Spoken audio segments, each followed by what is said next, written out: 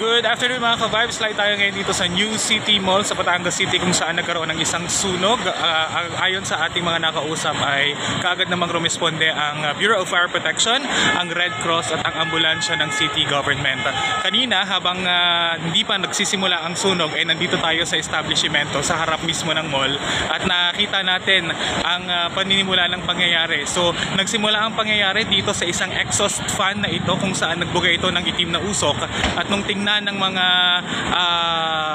marshal at security guard ng mall ay nagsimula na yung apoy doon sa exhaust fan sa ilalim yan sa may basement parking area ng nasabing mall.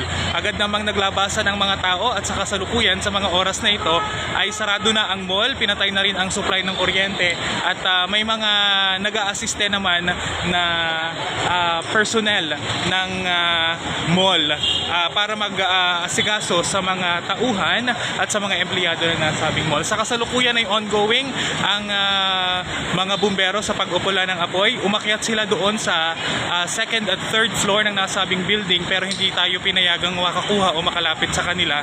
Kaya naman naghihintay lang tayo ng update mula dito sa labas. At siguro yan muna sa mga oras na ito ang aking update.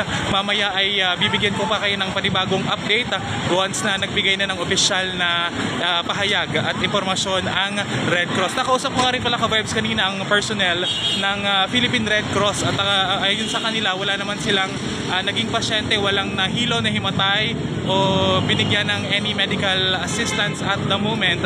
Pero dahil ongoing pa rin yung mga pangyayari dito sa nasabing mall ay maghihintay po tayo ng update. At yan muna po ang update sa mga oras na ito. DJ Joey Boy para sa GV News Express. Maraming salamat.